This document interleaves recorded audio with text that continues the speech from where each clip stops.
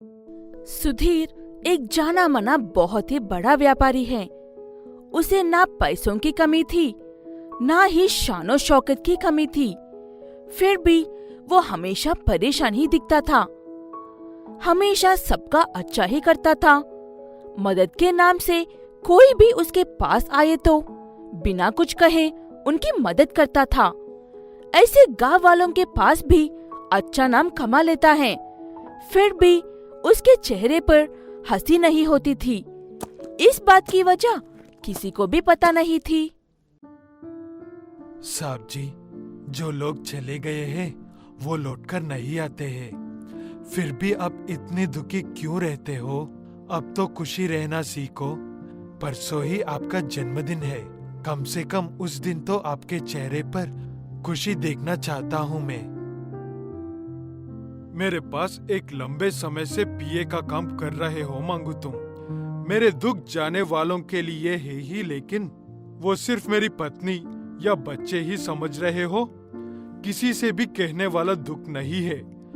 वक्त आने पर मैं ही तुम्हें जरूर बताऊंगा। सुधीर की एक बहुत ही खूबसूरत पत्नी और 2 बच्चे थे।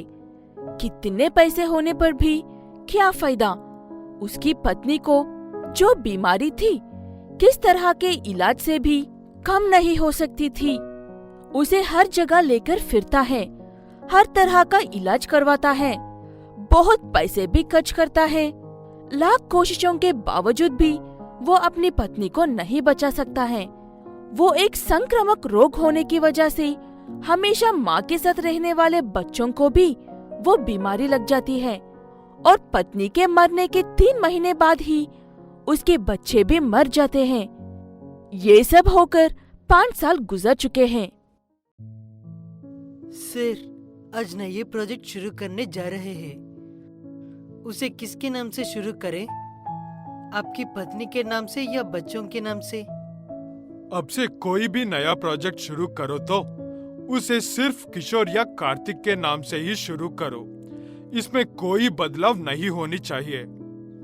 साहब जी, किशोर साहब के नाम से? आपकी कितनी अच्छी दोस्ती है साहब जी।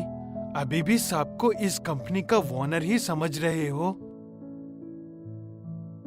अगर मैं उस दिन वो काम नहीं करता तो किशोर अब भी जिंदा रहता। वो मरने के बाद लगाने वाले पाप की वजह से मैं अपनी पत्नी और बच्चों को खो दिया, वरना वो भी मेरे साथ रहते हैं आज। अब मैं घर जाता हूँ। बाकी का काम तुम यहाँ पर रहकर देख लो। ये कहते हुए घर पहुंचकर अपने कमरे में जाकर बैठ जाता है सुधीर। ऐसे अपने अतीत की यादों में चला जाता है। 3 दिन से कुछ नहीं खाया है साहब जी। ऊपर वाले के नाम पर कुछ दे दिए साहब जी। इतने में सिग्नल में रुकी कार में से किशोर उस भीख मांग रहे आदमी को देखकर भागकर उसके पास आता है।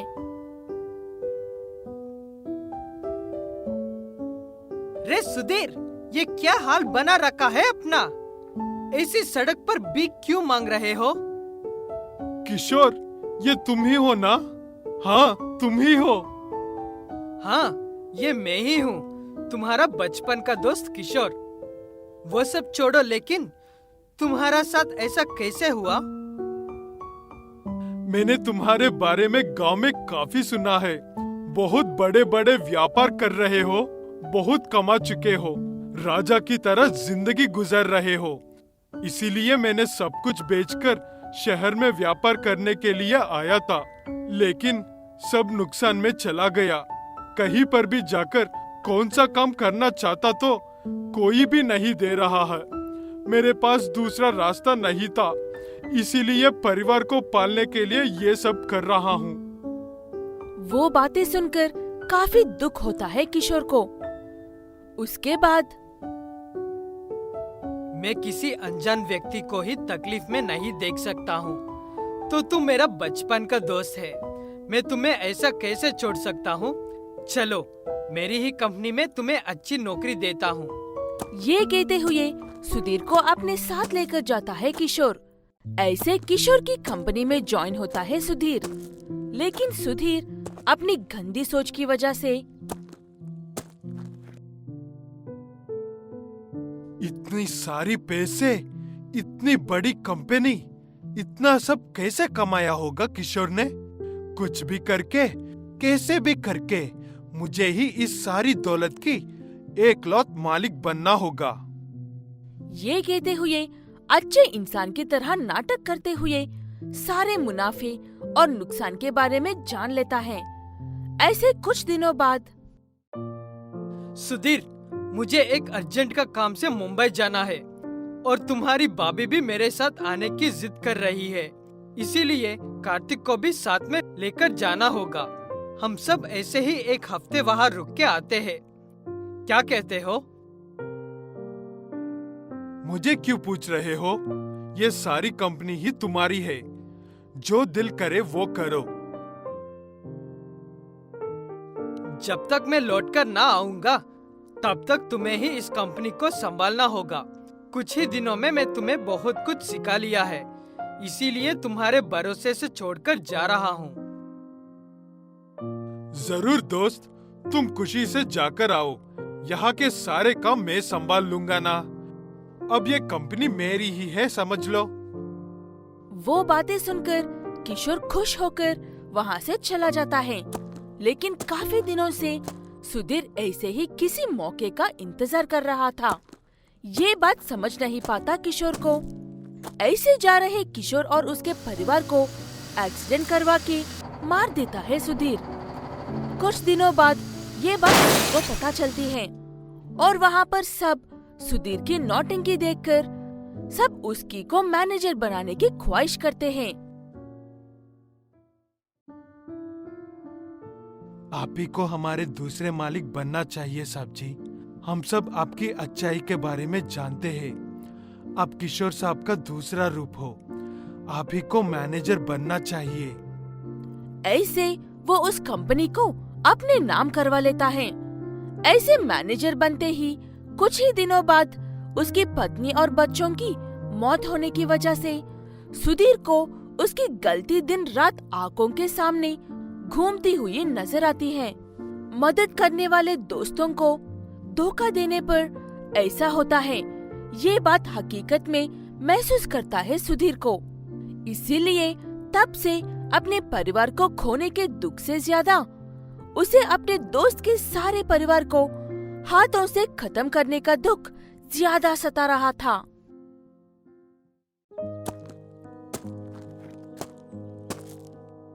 साहब जी, मुंबई में जो मीटिंग है वहाँ जाने के लिए कहा था ना, मैं जाकर आऊं?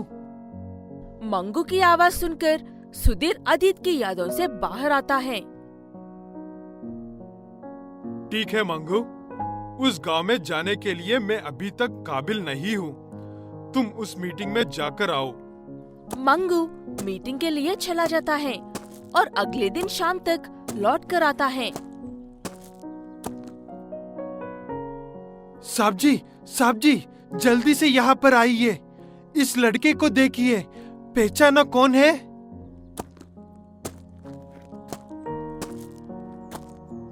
क्या परेशानी है मंगू तुम्हारी? इतना क्यों चिल्ला रहे हो? ये लड़का कौन है? पहचाना नहीं क्या? अपने किशोर सर का बेटा कार्तिक है। वो बात सुनकर हैरान हो जाता है सुधीर और काफी खुश भी होता है। मुंबई के रेलवे स्टेशन के पास भीख मांग रहा था, देखकर काफी दुख हुआ। लेकिन हम अपने किशोर साहब के बेटे को कैसे भूल सकते हैं? मैंने देखते ही पहचान लिया था उसे।